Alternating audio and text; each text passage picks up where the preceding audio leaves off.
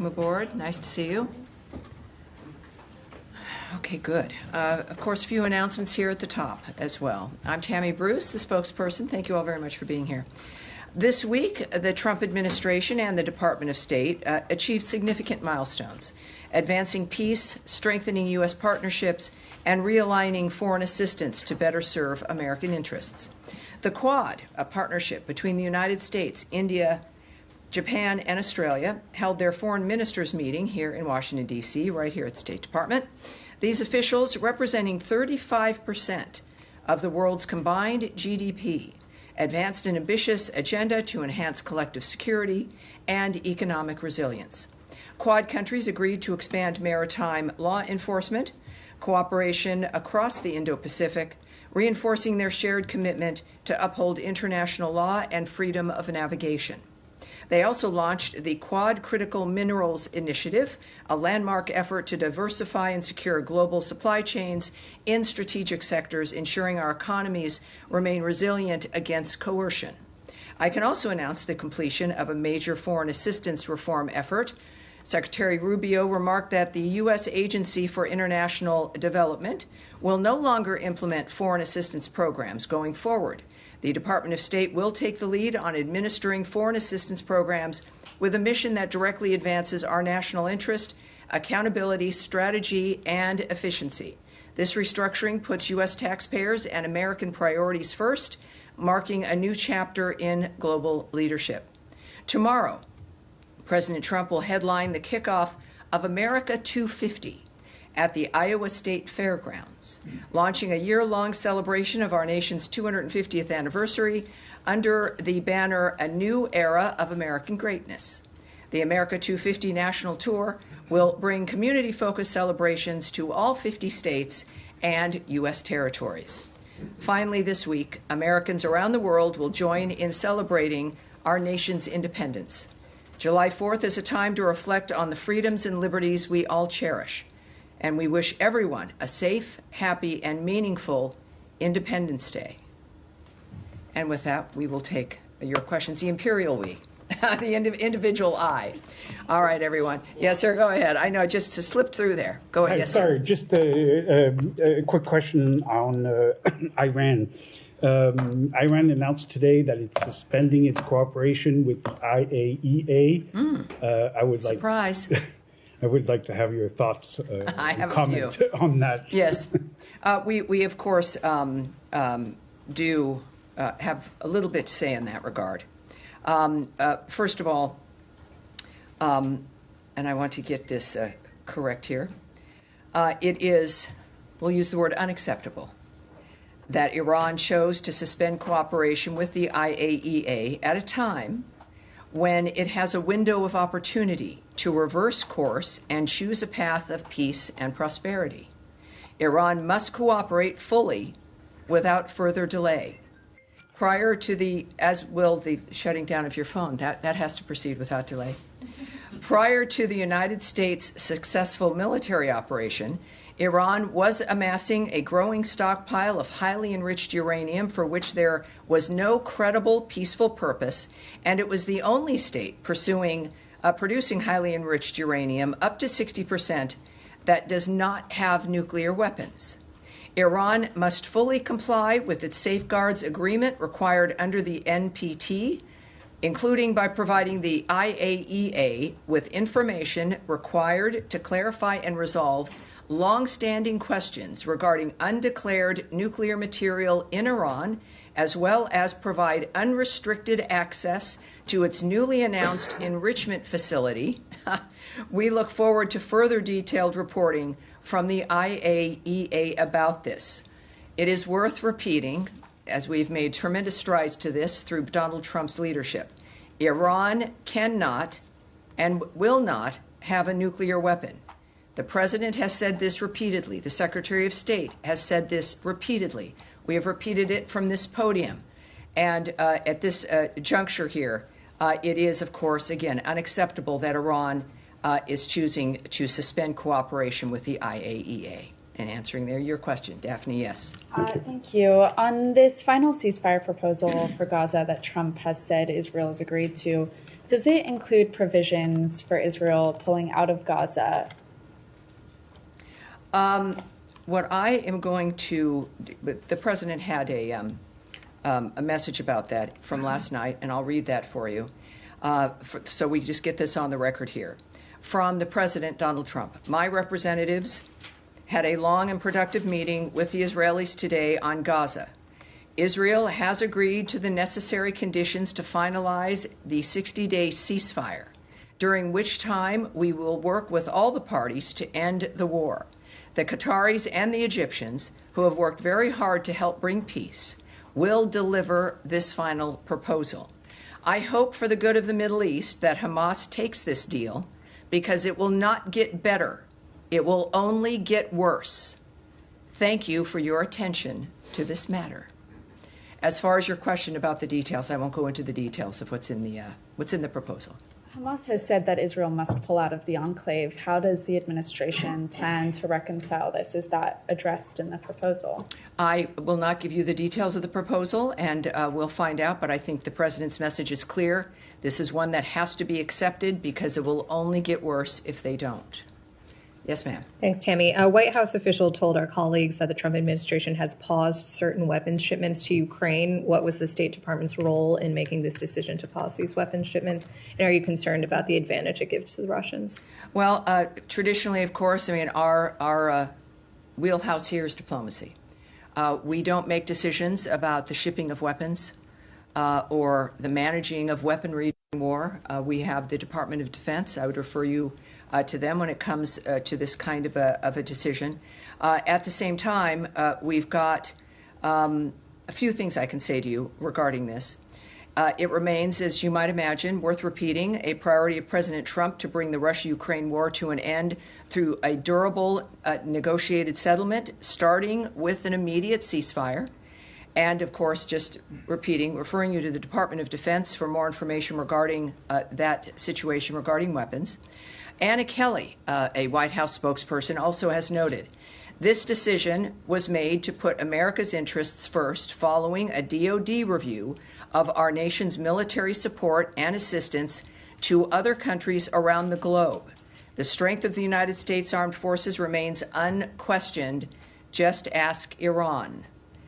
Also, from a statement by Elbridge Colby from the 2nd, which was yesterday, at the DoD, that the Department of Defense, quote, continues to provide the president with robust options to continue military aid to Ukraine. At the same time, the department is rigorously examining and adapting its approach to achieving this objective, while also preserving U.S. forces' readiness for administration's defense priorities. Can I quickly ask on GHF, the State Department announced last week that you had approved $30 million. Has any of that money been dispersed yet? And if so, how much? It has been fully approved. It has not been dispersed. There is a process, as you all might imagine, in the building regarding the dispersal of any funds. And when that happens, I will let you guys will be the first ones to know. Andrea Mitchell. Yes, ma'am. I just wanted to note, before I ask my question, the passing of one of your predecessors, Richard Boucher, who served 6 secretaries of state, was an esteemed diplomat and very highly respected spokesperson for this department. Yeah. Yes. Yes. Yes. Thank you. All right. Thank you, Andrea. I want to ask you about the passing of USAID, the demise of USAID being absorbed into the State Department in a very different fashion. According to the Lancet, a highly respected British medical journal, USAID was responsible for saving 90 million lives over the course of 2 decades. American Aid was responsible for that, Andrea. I'll correct you right there. USAID was an element of the United States government dispersing taxpayer funds around the world for humanitarian aid for a variety of different projects. It was the United States government, and is, when it comes to the aid, not a department, but the nature of what this government, under various administrations, had approved. Let's keep that in mind. Can I continue? Yes, please do. But I wanted, it's something worth correcting. And former President Bush, who was responsible for PEPFAR, with bipartisan majorities in Congress for years, suggested that the saving of 25 million lives from antiretroviral drugs on HIV/AIDS as well as tuberculosis is something that the USAID staff, because he sent this to the USAID staff in a video, and he said that you should be proud of it and God bless you all for what you did. So I just want to ask you about how it is going to be reconstituted, because the secretary's writing on Substack describes it as wasteful and not fulfilling U.S. goals in broad categories, and it's contrary to what Republicans and Democrats have said in Congress for years. Yes, it is. Inevitably, it grew into something that was beyond what it was meant to do. There's clearly some very good options and aid that was delivered, and that aid was maintained. But what we found was something that was unacceptable. We've been discussing this transparently from the beginning of the Trump administration and Secretary Rubio's State Department, that this, and I guess I'll have to repeat, that there is the past, things that happened in the past, certainly aid that went out that was beneficial, that has been maintained, and other aid that was not in line with America's priorities or what certainly the Trump administration and the Rubio State Department felt was appropriate. So they've taken action in that regard. It is also what I've said repeatedly, is even though the mechanism has changed because it grew unable to function in a manner where even auditing was something that was easy to do. There was a refusal to allow an auditing at the beginning of this administration. There was a sense that it was some independent organization, not something associated with the United States government. All of that is absurd. It led to, yes, a dramatic action to look at and to review and to audit the entity.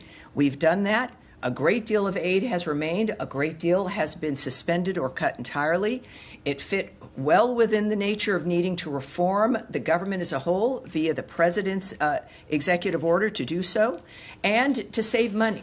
I'll repeat again, Samantha Powers, the last USAID director under the last administration at the end of 2024, complained in public statements that when she started, only 7% of aid money that was assigned to various projects and groups made it to its intended destination.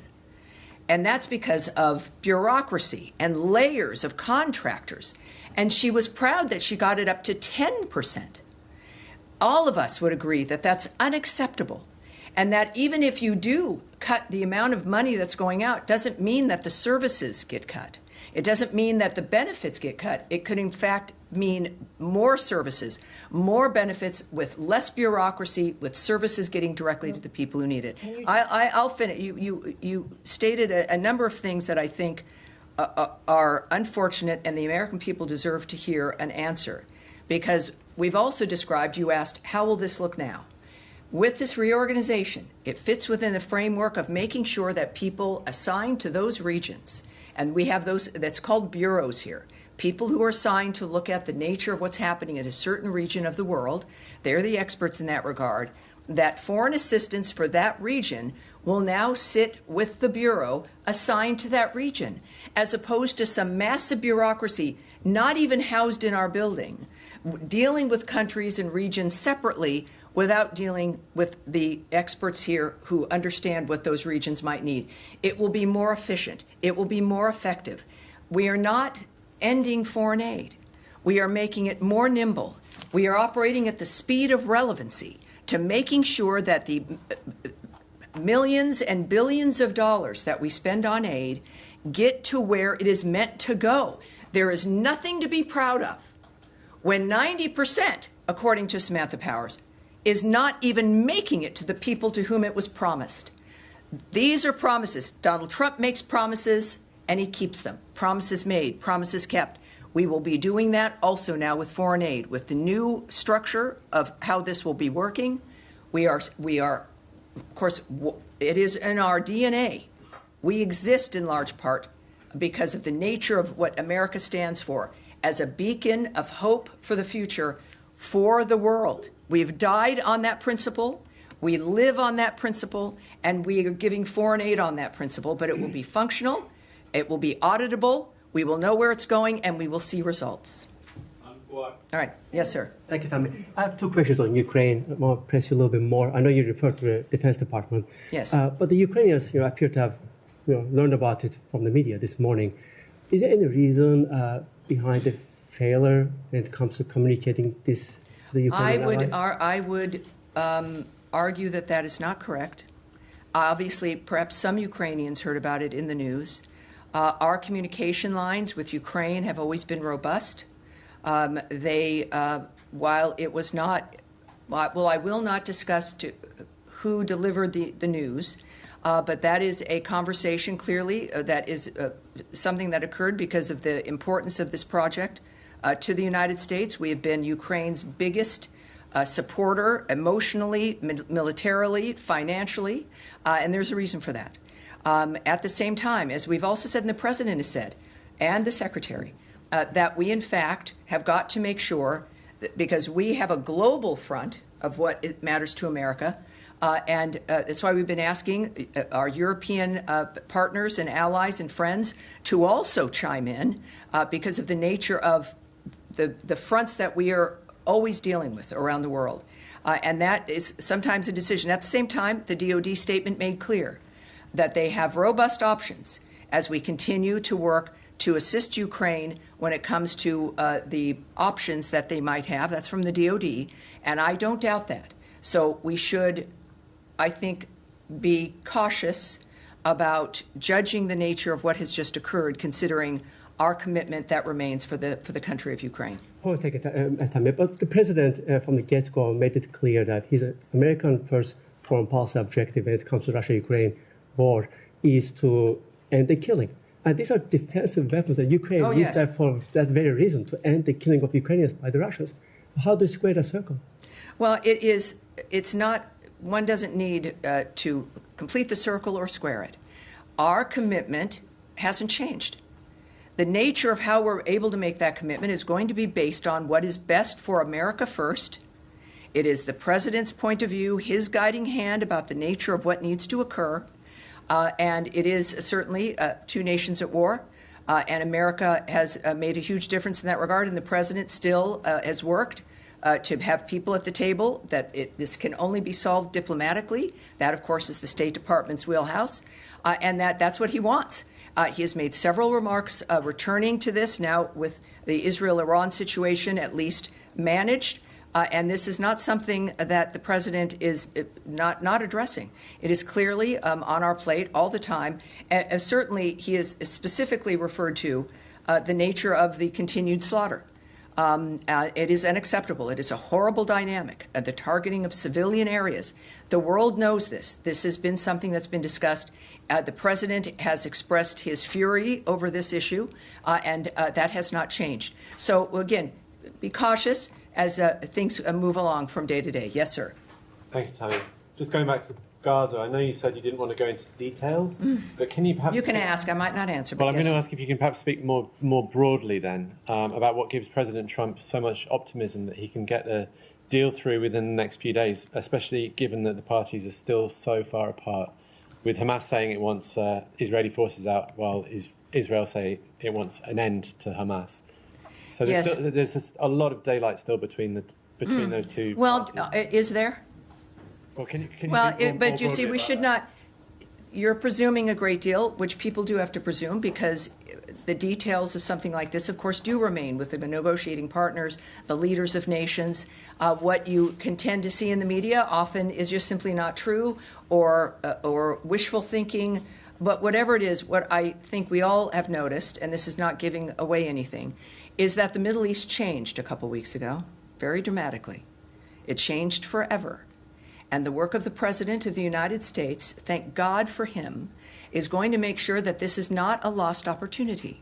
We can say this simply by having watched him most of his adult life in some capacity, but certainly with what he's given up and sacrificed to be the leader of this country. So the Middle East changed dramatically. This is an opportunity in the midst of this new world to make a different kind of decision. He is optimistic. The President, is very honest. Sometimes he's pessimistic, and he'll let people know. It's again, he's a transparent man, which sometimes can be unusual. We're not used to always hearing it, but it's extremely helpful. So while I don't know the detail of what makes him optimistic, I know to trust him. I know to not second guess him. I know that we understand that he's in the midst of something that can change every day. That's also not lost on him. But the changes that he's been able to bring about has been brought about by the power of his personality and leadership, along with the support of an American government that is in line and embraces what he wants to accomplish. I think that is why he's optimistic. Seems to be a different tone. I hope it works. Of course, again, these are all fluid situations, but he knows things that we don't. And I look forward to finding out if it's this week, if it's next week. But I'm grateful that he's the one making the decisions. Nadia. Thank you, Tammy. Just to go back to the Middle East, is the 60-day ceasefire proposal, was it the same one that Mr. Witkoff proposed to both parties, which includes releasing 10 I can't speak to that, 15? one way or the other. I won't give you details regarding that. No details at all? No, I'm sorry, I can't. Okay. Just now you just condemned the attacks on civilians in Ukraine. Of course. Yesterday there was an attack on a beach cafe in Gaza where 24 civilians were killed, including our colleagues, a female journalist was killed as well. Does the United States condemn the killing of civilians on target? Well, we have always, one of the reasons why we do what we do is because no one wants to have civilians killed, either in a terrorist act, in war. One of the things that the President has repeated, as has Secretary Rubio, is that the carnage has to stop. We have decried the killing of civilians throughout every conflict that exists. At the same time, it's why war is hell. It's why we want something more than a ceasefire is important, but it can't be back and forth. There has to be a durable end to all of these conflicts. So we mourn like everyone. Of course, the killing of civilians, with whomever it is that's engaging in these conflicts. But that is why we're so committed to Gaza, to Israel's right to defend itself. We were as horrified by October 7th and the slaughter of those civilians. This is why it has to end. There is aggressive actions where if you're in war, or if you're defending yourself, and these are civilian areas, it's horrible enough. And it's another to deliberately target civilians for the sake of it. And those are the monsters that we are trying to stop and that the world has tried to stop for generations now. So this is why our work continues in Gaza, why the ceasefire is important, and why the end of war and the status quo that so many people have grown rich from has got to end. Saeed. Thank you, Yes, Tammy. sir. WHO, the World Health Organization, said that 112 Palestinian children, many of them are newborn and so on, are sent to whatever remains of the hospital because of malnutrition. It's because the aid is just not getting through. And my question to you is that basically a statement or evidence that the aid that has been going in is not enough and is not sufficient, that maybe the aid ought to be the responsibility of those who have had a great deal of experience in doing this, and consistent with all the international organizations that have stated to that effect. Well, two parts I'll answer that. First of all, there's one entity that has gotten food and aid into the Gaza Strip, and that's the Gaza Humanitarian Foundation. We know this. This has been a fact of the matter. And that's, I think we're now up to 56 million meals distributed. So it's still within a war zone. We had a ceasefire that Hamas broke. I would say on the other issue, when it comes to the horribleness of what happens in a war zone, in this case in Gaza, it is occurring because Hamas refuses. It broke a ceasefire on October 7th. It broke another ceasefire that was attained for the Gaza Strip. It is now refusing, at least up to this point, prior to the change in the Middle East, to continue to agree to another ceasefire. They maintain their firearms. They are maintaining hostages, people they've kidnapped. And so, yes, it is horrible. And it's something that we are working to stop. But I would say regarding aid, we'll just make an admission here. It will never be enough. There will never be enough aid going into a war zone. There will, no matter how many depots the GHF, the Gaza Humanitarian Foundation, sets up, it will not be enough, because the only way you have a normal life with enough aid and enough food and being able to live your normal life is in an area that is not at war or being held hostage by a terrorist group. So to attempt to normalize the environment that is under this horrible cloud of terroristic monsterism, of the slaughter of innocent people, the using of people as human shields, the using of hospitals as a cover for your operations, the using of schools as a cover for your operations. It is obscene. It is inhuman. So it will. What we do in the midst of that environment will never be enough. And it is a key, though, to unlocking a door, to get to a point where you can have a ceasefire, assisting those who are held hostage by the terrorists, and being able to get to a point where you actually have a ceasefire, removing those who do not abide by the ceasefire, and then begin to build a genuinely different future for the people in that area. What a concept. So we do our best.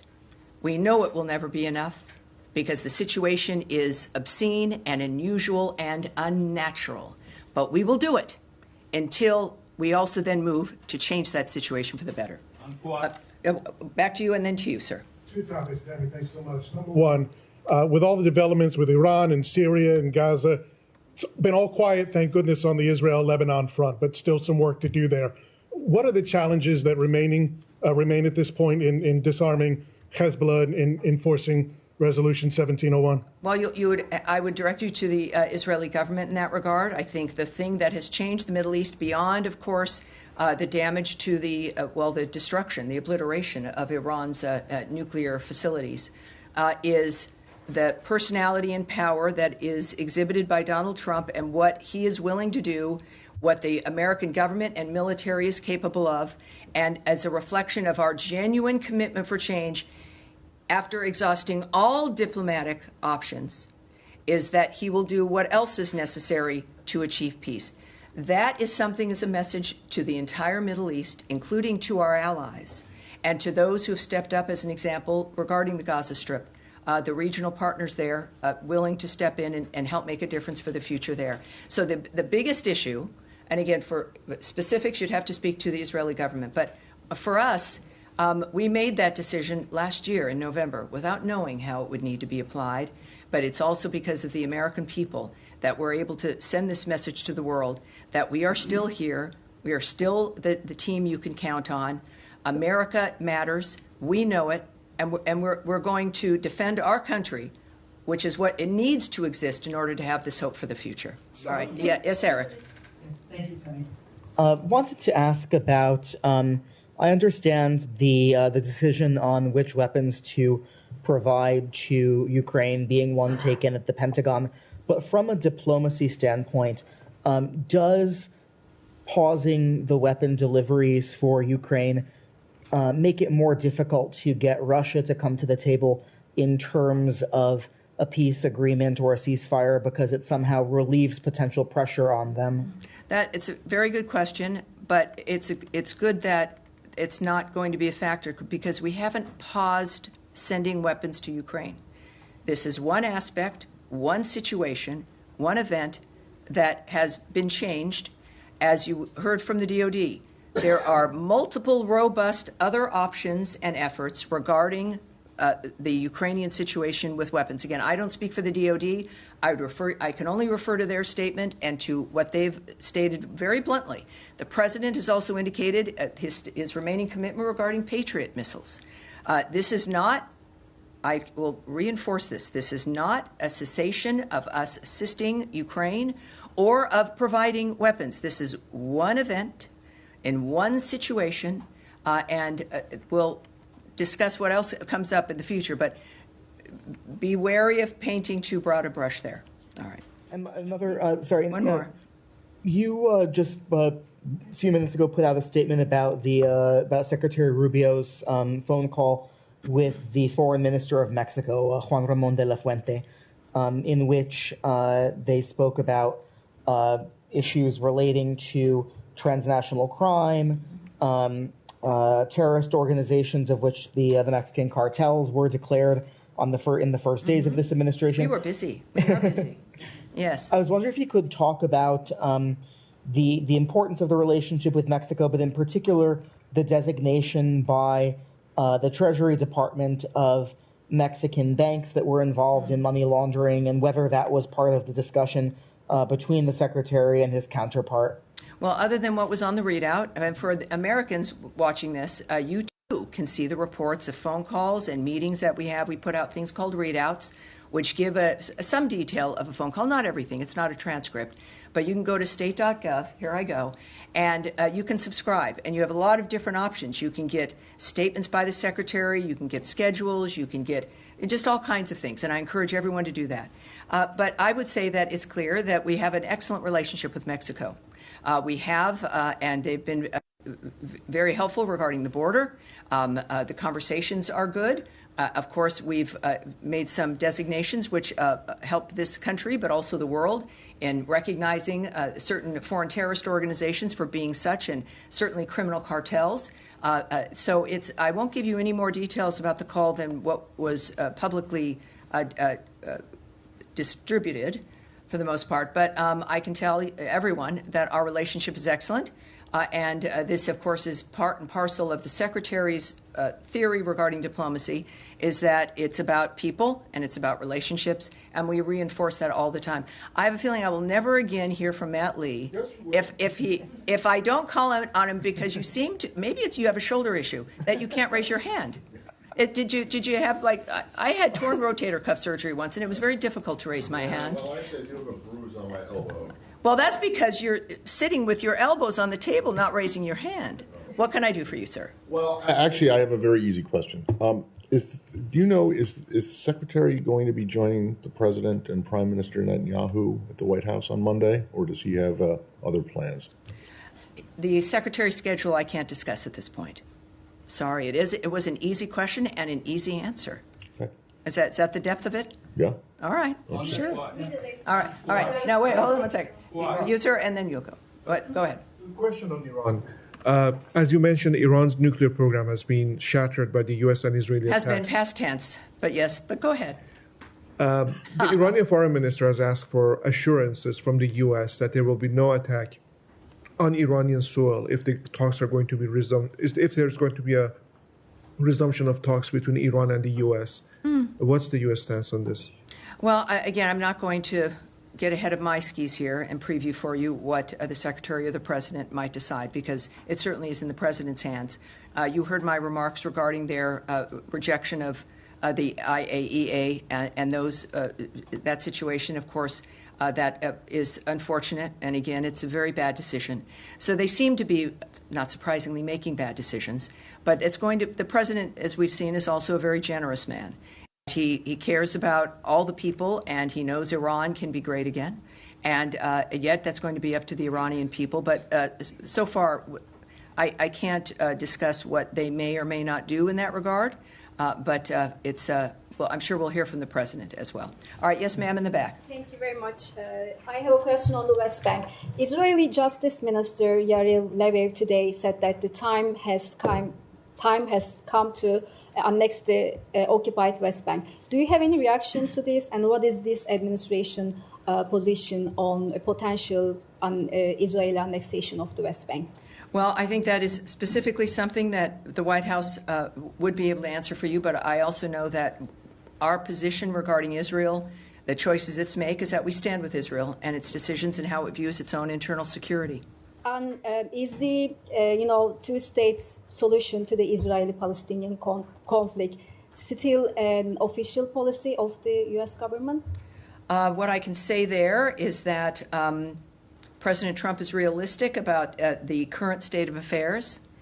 Clearly, Gaza is an uninhabitable place. It needs to be rebuilt with the help of Arab partners. I think he has said previously that the nature of what has happened and what we have to get to, we don't have a ceasefire yet. Hopefully that will change.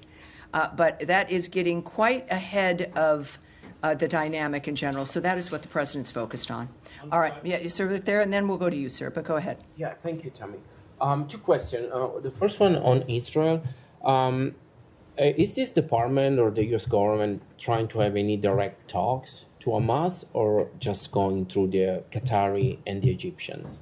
I won't discuss the nature of the choices in a diplomatic effort like this. Okay. And the second one, if this department believes that there's not going to be any potential ceasefire between Russia and Ukraine, maybe until after the summer, looking at positioning 50,000 troops. Well, again, I'm not going to speculate. But the commitment I know by President Trump and the Secretary is that things have to happen quickly. We've seen deadlines set. We've seen statements regarding waiting weeks versus days for the parties to do something, certainly for Russia to give an indication whether it was serious or not. So we are not an administration, obviously, that is going to let things go for months or a year. But I certainly am not going to speculate on what the timeline might be for a ceasefire, which the president stays focused on. Thank you. All right. And you, sir, in the beige jacket. Yes, sir. Thank you. How does the State Department interpret Iraqi Prime Minister statement that disagreements between Baghdad and Washington could undermine the relationship between both sides? And can you comment on? We're going to have to take that. We're going to have to take that back. But go ahead for a second one.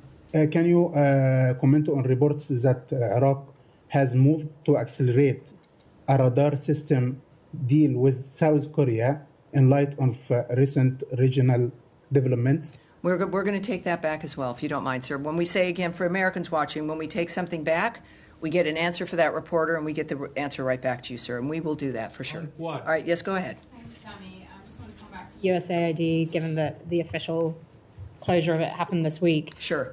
Will state or the administration be releasing a breakdown of how much it has cost to shut down USAID for the taxpayer to be able to see that? For example, how much does it cost to bring some 2,000 USAID officers back from the field to the U.S., including their family members? How much does it cost to do payment settlements for contracts and grants? How much does it cost to sever local staff? I love that there's now questions about how much things cost. I'm not used to those kinds of questions. I don't direct the nature of the choices that are made about what's conveyed, but I think that what obviously has underlied all of this and what we know when it comes to the saving of money is that we are saving Americans a lot of money. And I know it's going to be in the interest, as I will argue, to share with the American people, and we tend to share how much money we're saving them. Now, in the midst of us doing our work, there's also expenditures. There always is. So it costs money to run this building, as we are also saving money in other ways with things that were wasteful programs. So we will, certainly the American people will see the results of the fruitfulness of this work. Will that part be public or not? Well, I think certainly as they've been public in the past, certainly the Trump administration is public about money that's already been saved through a variety of work, including DOJ's work. I don't know how that will look, and I'm not going to get ahead of that. But I would think that, yes, obviously they're going to be proud of the nature of the money that is saved, and in order to make sure the American people know what that effort has gotten to us. Yes, ma'am, in the pink. Two questions. First question about the aid delivery to Gaza. Since there were so many Palestinians killed or injured during getting this, is GHF looking at all into another dynamic, another way to deliver aid into Gaza? And the second question, President Trump said many times that he has another vision for the Middle East. He wants a permanent solution for Gaza. This is a deal for 60 days. Could we look at this as he's laying the ground for a permanent ceasefire in Gaza, or is this just another attempt? What he does because he expects it to work and it leads to what he wants to accomplish. This is, in any dynamic, and certainly in this framework, as we've even said about Russia and Ukraine, you can't discuss anything else until the shooting stops. You can't discuss what the peace will look like until you stop killing people. That's clearly, I think, a very basic dynamic. in this case, of course, I think that when you've got to get a ceasefire, and then you can begin to look at what the next steps will be. And if there's a ceasefire, obviously it's elements that everyone has agreed to, which would also then lead to what President Trump's vision is at the end. It's obviously that will be peace. It's not going to be the world's longest ceasefire. It's going to be peace that's achieved fundamentally by the changes on the ground, which we have already seen implemented over the last couple of weeks. And the aid? Again, we're dealing with, I'll just say this one more time. We're moving aid into a live war zone. It still exists because Hamas will not put down its weapons, won't stop killing people. It has an interest in the aid getting to the people. It has an interest in that to stop. Their strength has been to control the food, to steal the food, to use food to make money, to use food to keep the Gazan people at bay, reliant only on them. It is dangerous to have people who are getting food, who are getting their meals, who realize that something else can help them other than the monsters who've been running their lives. So they have an interest in creating a horrible environment. It is a war. I think considering we've got, again, 56 million meals to date, and that is a dynamic. I would suspect that, like with every endeavor, there's adjustments that are made based on the situation. I don't have those details, but considering the success so far, we should all be proud of the nature of what's happened as we continue, because it will not be enough to go to a ceasefire and then to a durable peace as guided by President Donald Trump. All right. Yes, sir, you in the red tie, and this will be it. With the VOA Persian. Question, are you able to confirm reports that Americans have been arrested trying to leave Iran? I do, and I'm glad you asked that, because we heard about that very early on. So while we can't remark on individual reports, of course, we have long warned U.S. citizens not to travel to Iran, and that is especially true now. Anyone with a U.S. connection in Iran, including dual U.S. Iranian nationals, are at significant risk of arrest and unjust detention by the regime. If you are not currently in Iran, do not go. If you're in Iran, please see our most recent security alert and make plans to safely depart. We understand that the Iranian American diaspora in the U.S. may especially feel the need to go. We are not immune from that desire. You go visit family members or loved ones. Do not go. Don't do it. You cannot help your loved ones from jail. So I think that's our position. I appreciate the question. And that's going to be it for today. All right, everyone. Have a wonderful Independence Day, 4th of July. And we will see you. I'll be here next week, Tuesday and Thursday, for more. And remember, state.gov, whether you're at home, here as reporters, sign up for all of our alerts, and also keep an eye on things, as Eric does, with the readout of the Mexican phone call there. Thank you, everyone. Thank you. Thank you. And I hope your shoulders, it gets better, Matt.